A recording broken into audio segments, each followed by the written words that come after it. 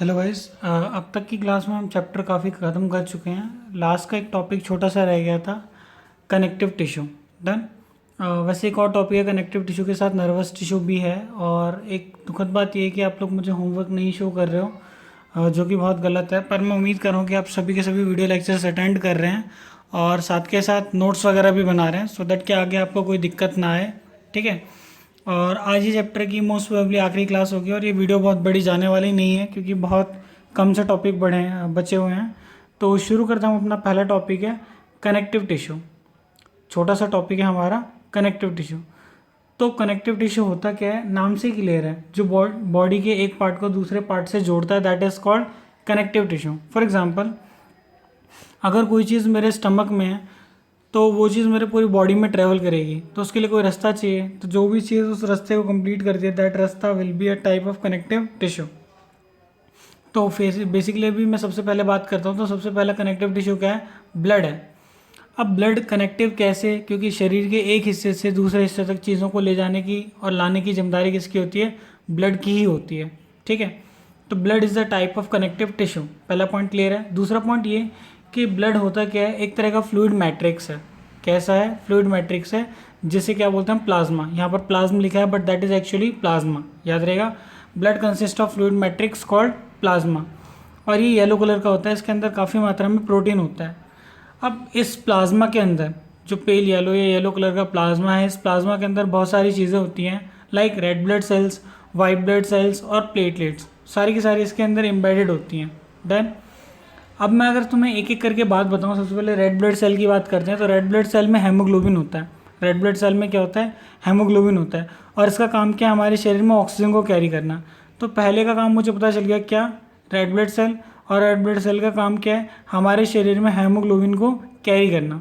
Red blood cell का हमारे शरीर में क्या काम है, हेमोग्लोबिन को कैरी करना। तो पहला पॉइंट क्लियर हो गया। रेड ब्लड सेल बनता किससे, आयरन रिच फूड से बनता है। रेड ब्लड सेल के अंदर हेमोग्लोबिन और वो किससे बनता है, आयरन रिच फूड से बनता है। इसलिए आपने सुना होगा ना, जिसके अंदर हेमोग्लोबिन की कमी होती है उसको आयरन रिच फूड खाने के लिए कहा जाता है। अब आयरन रिच फूड में क्या आता है, जितने भी ग्रीन लीफी वेजिटेबल्स हैं लाइक स्पिनच, उसके बाद चुकंदर और अनार का जूस, ये सारी चीज़ें रेड ब्लड सेल्स बनाने में क्या करती हैं, हेल्प करती हैं। अगर किसी इंसान के शरीर के अंदर हेमोग्लोबिन की कमी है तो उसको एक बीमारी होती है, दैट इज़ कॉल्ड अनीमिया। याद रहेगा, अनीमिया बेसिकली बीमारी में काउंट नहीं होती है, वो एक तरह की बीमारी ही है। कैसी बीमारी है, डेफिशिएंसी डिजीज, जो कब होती है, रेड ब्लड सेल्स की कमी के कारण। तो पहला पॉइंट समझ में आ गया, रेड ब्लड सेल्स। दूसरा है white blood cells. White blood cells basically हमारी बॉडी के सोल्जर्स हैं, आपने सुना होगा, जिनका अभी जैसे कोरोना है, तो कोरोना के टाइम में कहते हैं ना हम सबका इम्यूनिटी सिस्टम स्ट्रांग होना चाहिए। तो बेसिकली इम्यूनिटी सिस्टम स्ट्रांग करने से मतलब क्या है, हमारे इम्यूनिटी सिस्टम को स्ट्रांग करने से मतलब यही है कि वाइट ब्लड सेल्स वगैरह से रिलेटेड जितनी भी चीज़ें उन सबको क्या करना, स्ट्रांग बना के रखना। डन। नेक्स्ट है प्लेटलेट। प्लेटलेट शब्द आप सभी ने डेंगू में ज़रूर सुना होगा कि प्लेटलेट काउंट कम हो गया, प्लेटलेट काउंट बढ़ गया। एक्चुअली बढ़ गया तो आपने नहीं सुना होगा, हाँ, प्लेटलेट काउंट कम हो गया जरूर सुना होगा। तो प्लेटलेट होता क्या है, प्लेटलेट बेसिकली ब्लड का एक कंपोनेंट है जो क्या करता है, क्लॉटिंग का काम करता है। अभी क्लॉटिंग क्या है, अक्सर हमारी युद्ध होती है, युद्ध तो खैर नहीं कहूँगा, बच्चों में झड़प होती है, लड़ाई के दौरान एक आधा घूसा दाएं बाएं लैंड हो जाता है, तो इनकी वजह से क्या होता है, चोट लग जाती है। तो ये जो चोट लगती है उससे खून निकलता है, खून थोड़ी देर बाद निकलना बंद हो जाता है। तो ये किया करा है किसका होता है, प्लेटलेट का। तो बेसिकली प्लेटलेट क्या करता है, ब्लड को क्लॉट करता है। अगर कहीं शरीर में खून रिस रहा है तो उसके रिसाव को क्या करता है, प्लेटलेट रोकता है। डन। अब यहाँ पर समरप कर समरी दे रखी है छोटी सी ब्लड के बारे में। Main function is to transport materials. इसका मेन फंक्शन है ट्रांसपोर्ट करना मटेरियल्स को, किस किस चीज़ को, ग्लूकोज को, वाटर को और कार्बन डाइऑक्साइड को। तो ब्लड का मेन फंक्शन क्लियर हो गया। It helps in transportation of material such as glucose, water, carbon dioxide, oxygen from one part of body to another, यानी शरीर के एक हिस्से से इन सब चीज़ों को उठाकर दूसरे हिस्से तक पहुंचाता है। अब आरबीसी कैरी करती है ऑक्सीजन, ये मैं आपको समझा चुका हूँ। और कार्बन डाइऑक्साइड ब्लड में डिजोल्व फॉर्म में ट्रांसपोर्ट होता है, याद रहेगा। प्लेटलेट ब्लड क्लॉट में हेल्प करते हैं। तो समझ गए ना आपके किस प्रकार ब्लड जो है वो एक तरह का कनेक्टिव टिश्यू है। नेक्स्ट है बोन। अब बोन तो सभी जानते हैं ना, अक्सर फ्रैक्चर वर्ड आपने सुना होगा कि यार मेरी हड्डी फ्रैक्चर हो गई, मैं गिर गया तो डिसलोकेट हो गई। तो बोन वर्ड अक्सर यूज़ होता है। बोन का बेसिक सा काम होता है बॉडी को फ्रेमवर्क प्रोवाइड करना। अब यार एक कार है, कार में टायर लगे हुए हैं, कार में हैंडल है, कार में बहुत कुछ है, स्टीयरिंग व्हील को मैंने हैंडल कहा, बहुत कुछ है। तो वो सारी बहुत सारी जो चीज़ें हैं वो कहीं ना कहीं पे तो एंकर होंगी ना, किसी किसी चीज़ पे लगी होगी। तो जिस चीज़ पे लगी है दैट इज़ बोन। ठीक है, बोन सबसे पहली बात की स्ट्रांग है, बहुत स्ट्रांग होता है, नॉन फ्लेक्सिबल, हड्डी हमारी मुड़ती नहीं है। अब ये मत बोलना कि सर हमारे हाथ में हड्डी और हाथ मुड़ रहा है, बेसिकली हाथ में एक हड्डी नहीं है, बहुत सारी हड्डियाँ हैं। तो जहाँ जहाँ पर जॉइंट्स है वहाँ वहाँ पर वो मूवमेंट हो पाती है प्रॉपरली, कोई जो बोन है वो फोल्ड नहीं होती। ठीक है, अब अगर मैं बात करूँ आपसे तो it contains calcium and magnesium. Bone क्या कंटेन करती है? कैल्शियम और मैग्नीशियम, साथ के साथ इसके अंदर फॉस्फोरस भी होता है। Next point, provide support to internal organs. Bone क्या करती है? इंटरनल ऑर्गन्स को सपोर्ट प्रोवाइड करती है। नेक्स्ट है make framework to the body, give shape to organs to hang. Internal organs को जगह देती है हैंग होने के लिए। Serve as storage site of calcium and phosphate, तो कैल्शियम और फॉस्फेट का स्टोरेज साइट की तरह भी बिहेव करता है। ठीक है, तो ये था तुम्हारा पूरा बोन। अगर हम इसके आगे बढ़ते हैं तो नेक्स्ट हमारा कनेक्टिव टिश्यू है लिगामेंट। अब लिगामेंट के बारे में आपको पता होना चाहिए कि हमारी बॉडी को, मैंने अभी बताया था ना कि हमारी बॉडी एक हड्डी से नहीं बनी, बहुत सारी हड्डियों के कॉम्बिनेशन से बनी है। कहते हैं 206 या 208 हड्डियाँ होती हैं हमारे अंदर। तो हर जगह पे जहाँ पर हड्डी है, हड्डियों को ज्वाइन भी करना है। तो हड्डी को ज्वाइन करने का काम किसका होता है? लिगामेंट का। डन। अब खुद सोच के देखो कि लिगामेंट के फीचर्स क्या होने चाहिए। सपोज करो कि मेरा आर्म अगर कोई खींचे, लिगामेंट अगर मजबूत ना हो तो मेरा आर्म उसके हाथ में चला जाएगा। तो यहाँ एक बात क्लियर हो गई ना क्या, कि लिगामेंट जो है वो क्या करती है? बहुत ही स्ट्रांग होती है। लिगामेंट कैसी होती है? बहुत स्ट्रांग होती है। नेक्स्ट पॉइंट ये कि हमारी सारी हड्डियाँ बैंड हो पा रही हैं, मतलब जहाँ पर भी जॉइंट्स हैं वहाँ पे बैंड हो पा रही है। तो बैंड हो पाती है किसकी वजह से? लिगामेंट की वजह से। तो नेक्स्ट पॉइंट क्या है कि लिगामेंट जो है वो फ्लेक्सिबल होता है। तो लिगामेंट के दो फीचर्स हैं, बहुत ज़्यादा स्ट्रेंथ होती है इसके अंदर, और दूसरा फीचर क्या है? हाईली फ्लेक्सिबल होता है। नेक्स्ट है टेंडन, TENDON, इसमें ON ही लिखा है, ई हटा दो, TENDON मान लो। टेंडन नेक्स्ट हमारा कनेक्टिव टिश्यू है। टेंडन बेसिकली कॉर्ड लाइक होता है, ये स्ट्रॉन्ग है, इनइलास्टिक है, और ये क्या करता है? मसल्स को बोन के ऊपर जोड़ता है। मसल्स को क्या करता है? बोन के ऊपर जोड़ता है।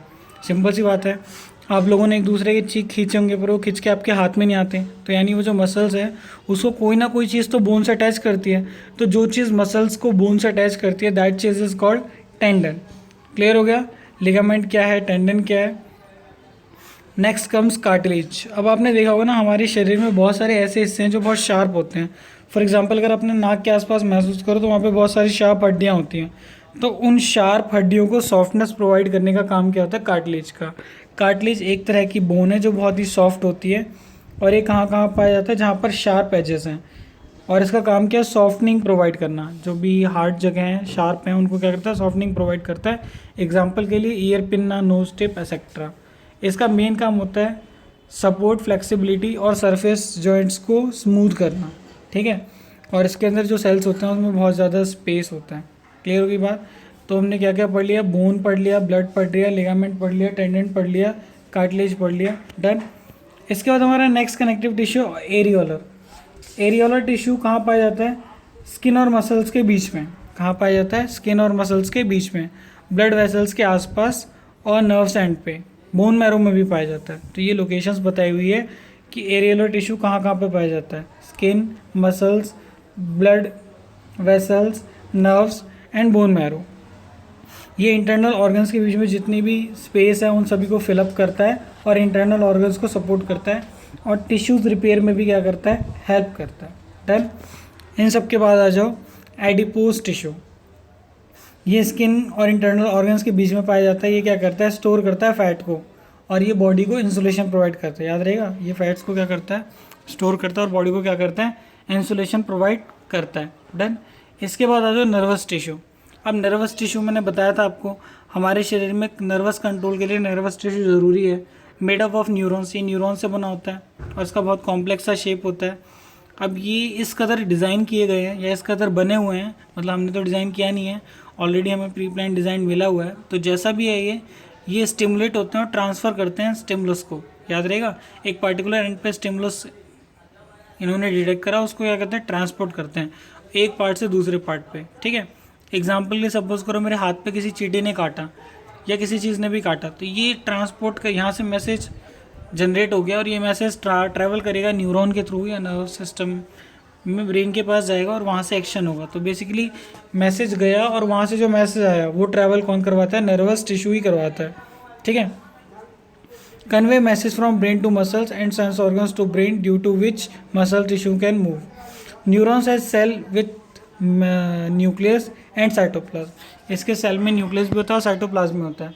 From which hair like parts called dendrites arise. इनके पास डेंड्राइट होता है और लॉन्ग सिंगल पार्ट होता है जिसको हम क्या बोलते हैं? एक्सन। क्लियर है? तो ये था तुम्हारा चैप्टर पूरा, और इस चैप्टर को पूरा करने के बाद कुछ क्वेश्चंस दिए हुए हैं जो आपको करने हैं। Why blood and bones are called connective tissue, give the function of ligament tendon. तो जो भी क्वेश्चन है वो आपको क्या करने हैं?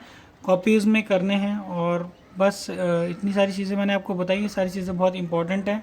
और मैं आपको फिर एक बार समझा देता हूँ कि हमने आज की क्लास में क्या क्या किया है और आपको क्या क्या करना है। डन है?